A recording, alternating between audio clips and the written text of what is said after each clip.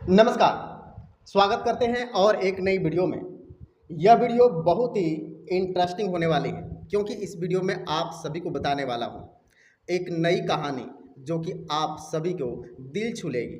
तो कहानी क्या है?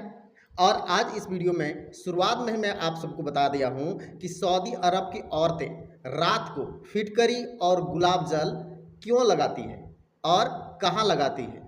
फिटकरी और गुलाब जल सऊदी अरब की औरतें चुपके से क्यों मंगाती हैं और ये इसका राज क्या है। ड्राइवर लेकर के आता था फिटकरी, आप जानकर चौंक जाएंगे। फिटकरी और गुलाब जल का कितना महत्व है और कहाँ लगाती है और इसका क्या है कहानी। आज आप सभी को और एक नई कहानी और नई सच्ची घटना आधारित इस वीडियो में आप सभी को बताने वाला हूँ। आप सभी गुजारिश करते हैं इस वीडियो में आए हैं तो यह वीडियो बिल्कुल अंत तक देखना है क्योंकि यह वीडियो आपके लिए और एक नई कहानी आपको सतर्क बनाने वाली बात है। चलिए वीडियो को शुरू करते हैं। उससे पहले वीडियो को लाइक नहीं किए हैं तो वीडियो को एक लाइक ज़रूर करें। साथ ही साथ इस वीडियो में कमेंट का जवाब भी मैं आप सबको दूंगा, इसीलिए कमेंट भी कर लें और इस वीडियो को अपने दोस्तों के साथ शेयर भी कर सकते हैं। तो चलिए वीडियो को शुरू करते हैं। फिटकरी और गुलाब जल। विशाल नाम का एक लड़का था जो कि हिंदुस्तान का रहने वाला, हिमाचल प्रदेश मध्य प्रदेश से बिलोंग करता था और उसकी आर्थिक स्थिति बहुत ज़्यादा कमज़ोर थी। उनके फादर की डेथ हो गई थी बचपन में ही और वह बेचारा करीब 26 से 27 वर्ष का था। विशाल नाम का लड़का, घर में बेरोजगारी था, घर में बहन की शादी करानी थी, घर का देख रेख खर्च को उठाना उसको काफ़ी ज़्यादा भारी पड़ रहा था और काफ़ी ज़्यादा दिक्कत का सामना हो रहा था उनके घरेलू जीवन में। तो दर दर इधर उधर काम किया करता था और काम करते करते उन्होंने किसी के पास अगल बगल एक दूसरे को जानबूझ करके उन्होंने गाड़ी चलाना सीख लिया था और जहाँ पे गाड़ी चला रहे थे वहीं पे उन्होंने उसको लाइसेंस भी बनवा दिया था और वो गाड़ी अच्छी तरीके से चला रहा था। विशाल नाम का जो लड़का है उसका एक दोस्त रहता था सऊदी अरब में। सऊदी अरब में उस विशाल का दोस्त रहता था। वो जब गांव आया उन्होंने अपने दोस्त से कहा, दोस्त हमें आर्थिक स्थिति को सुधारने के लिए और गांव पे काम नहीं मिलने के कारण तुम जो काम करते हो सऊदी अरब में तो मुझे भी वहाँ पे काम दिलाने की कोशिश करिए। दोस्त था विशाल का, वो समझ गया कि हमारे दोस्त की आर्थिक स्थिति सही नहीं है तो उन्होंने कहा ठीक है, मैं तुमको काम देख करके बुलवा लूँगा। फिर काम भी उन्होंने देखा खोजा तो एक ऐसा काम उनको मिल गया। एक सऊदी अरब की औरत थी जो औरत अकेली रहती थी और उनका पति महीने में सिर्फ 5 से 6 दिन 8 दिन आया करता था, 2 महीने 4 महीने में आया करता था। वो औरत अकेली थी, उनको एक ड्राइवर की आवश्यकता थी। विशाल के पास तो लाइसेंस था और गाड़ियाँ भी अच्छी तरीके से वो चला लिया करता था। तो विशाल का दोस्त सऊदी अरब बुला लेता है। बुलाने के बाद उनको उनकी मैडम के पास ले गया। सऊदी अरब की वह मैडम जो विशाल को देखा तो विशाल भी हट्ठा कट्ठा था, मजबूत था। तो वो औरत कहती है ठीक है, ये लड़का मैं रख लूँगा और ये चलेगा। तो विशाल को एक तो नौकरी जाते समय मिल गया क्योंकि विशाल का जो दोस्त था पहले गांव आया फिर सऊदी गया और वहीं से जब काम ढूंढ लिया उसके बाद उसको बुला लिया। क्योंकि सऊदी अरब में ना बहुत से डर रहता है, बहुत जो भी जाते हैं उनको प्राय करके 50 से 60% का ये डर रहता है कि मैं वहाँ पे जाऊँगा मुझे काम मिलेगा या नहीं। बहुत से आए दिन सोशल मीडिया में आप देखते होंगे कि सऊदी अरब में जाने वाले काम करने वाले गाय भेड़ बकरी चला रहे हैं और वहाँ की जो जीवन बसर है यहाँ के जाने के बाद थोड़ा सा उसको दिक्कत है, ये डर था। लेकिन विशाल को ये विश्वास था कि मेरा वहाँ पे दोस्त है और उन्होंने जब कहा है काम तो हो जाएगा। फिर विशाल मैडम से मिलती है और मैडम को देखता है और मैडम का भी उम्र 27 से 28 वर्ष था और विशाल का भी 26-27, दोनों का उम्र सेम था, बराबर था। और जैसे ही विशाल ने मैडम को देखा तो मैडम की खूबसूरती इतनी, विशाल देख करके ही खुश हो गया और विशाल को देख करके उनकी मैडम भी खुश हो गई क्योंकि विशाल की उम्र और ड्राइवर की उम्र एक था और खूबसूरती इतनी जिसकी बयान नहीं कर सकते।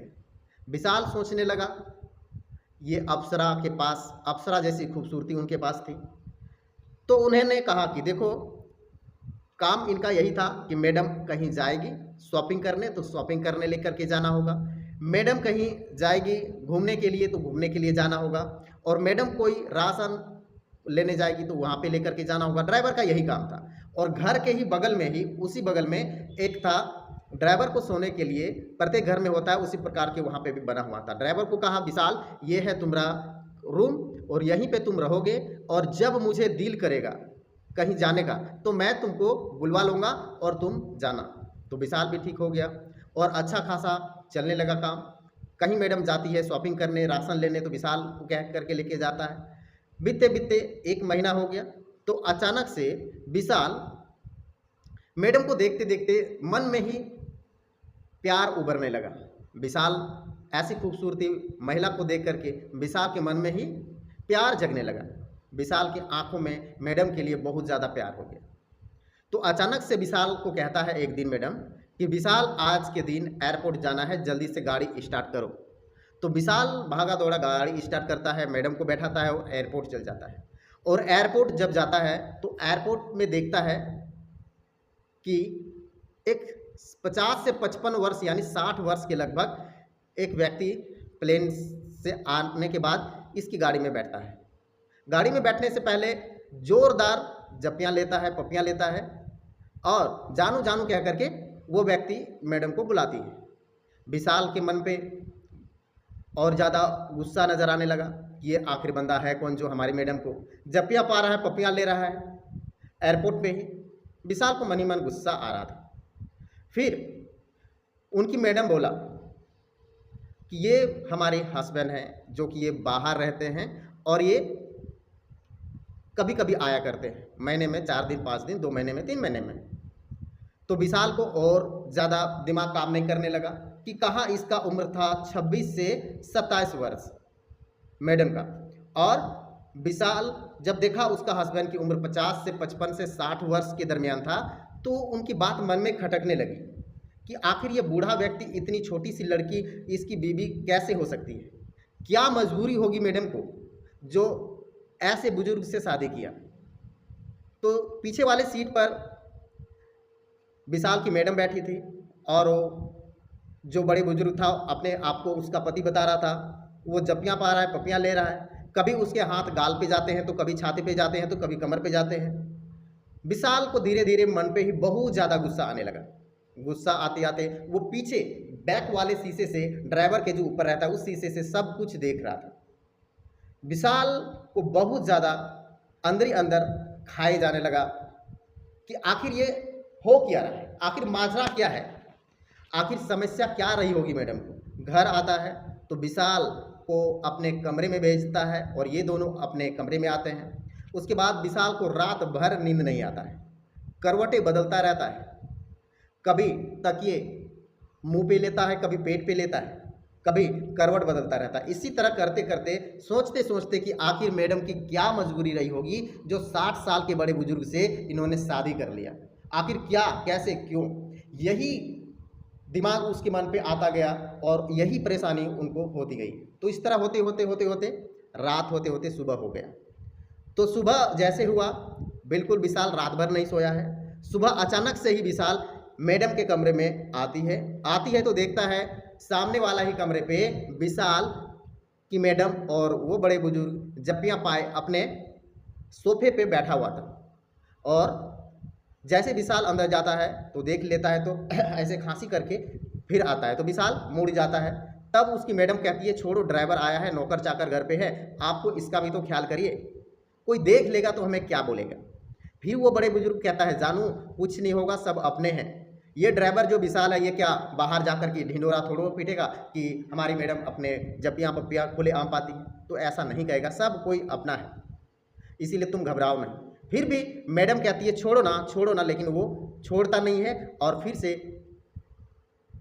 बैठ कर के ही वो लोग मस्ती करते हैं। तो फिर उसका पति बोलता है, विशाल तुम यहाँ क्यों आए हो अचानक से। उन्होंने बोला कि मैं मैडम से पूछने आया हूँ कि आज मैडम कहीं जाने वाली है क्या, अगर जाने वाली है तो मैं गाड़ी साफ करूँगा और गाड़ी निकालूंगा। तो उनका पति कहता है, आज कहीं नहीं जाना है, आज हम अपनी जानू के पास आए हैं, पूरा दिन जानू के पास रहेंगे, आज तुम्हारी छुट्टी है और तुम भी कहीं अगर घूमना चाहते हो तो चले जाओ। तो इस सिचुएशन में जो विशाल है, फिर भी उनके मन पे यही सवाल होता है, आखिर ये कौन है, क्या है। तो यही समस्याएं होते होते विशाल अपने जोरदार गुस्सा लेकर के अपने रूम पर आ जाता है। रूम पर आ जाने के बाद थोड़ी देर के बाद उसकी मैडम भी आ जाती है। मैडम आ जाती है तो मैडम कहती है, विशाल तुम हमारे लिए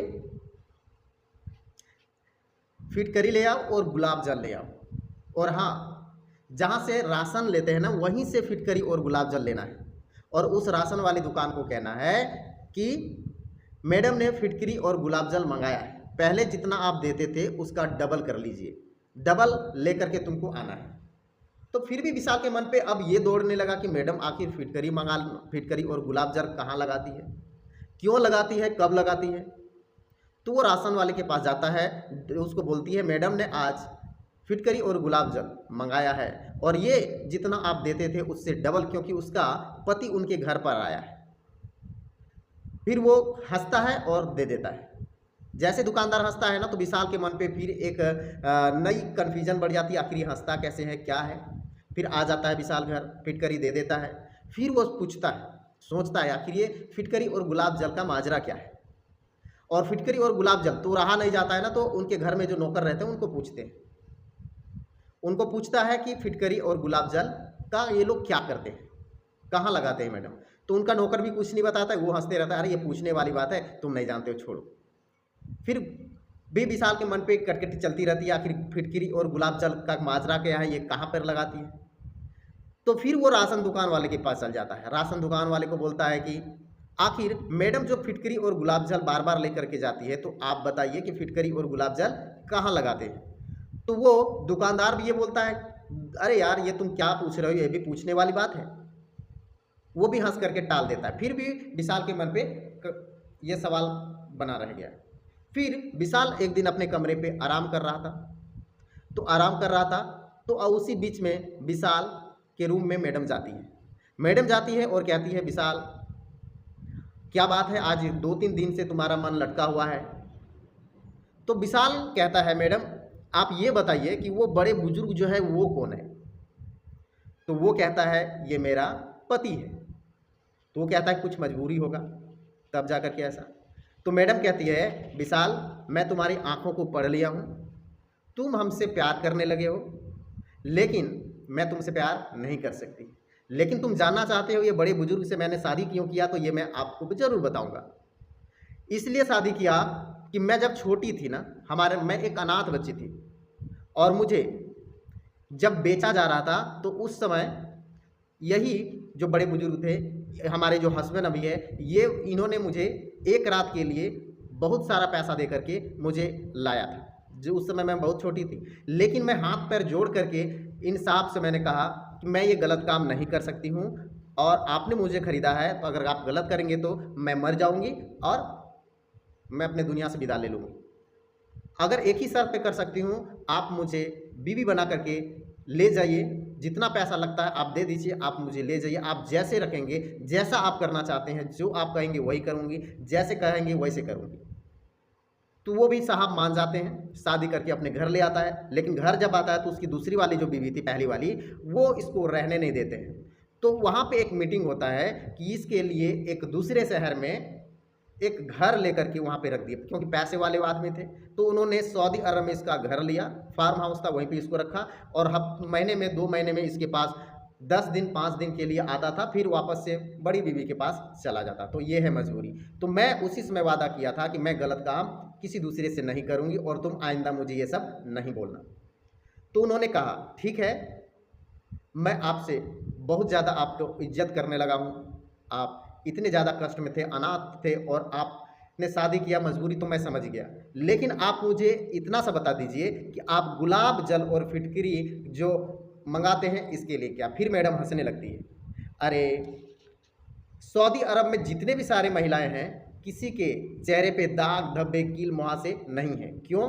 क्योंकि वो लोग हर रोज़ रात को फिटकरी को पीस करके गुलाब जल उसमें डाल करके चेहरे पे लेप लगाते हैं। इससे चेहरा साफ होता है, शरीर स्वस्थ रहता है और खूबसूरती झलकती है। इसीलिए मैं जो परी के जैसे लग रही हूँ, इसीलिए गुलाब जल और फिटकरी मैं हर रोज़ लगाया करती हूँ, और ये कोई बड़ी बात नहीं है।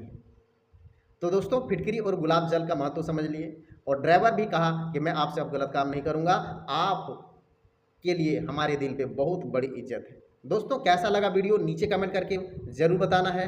कहाँ से इस वीडियो को वॉच कर रहे हैं एक बार नीचे कमेंट करें। मिलते हैं कल और एक नई वीडियो में, तब तक के लिए नमस्कार।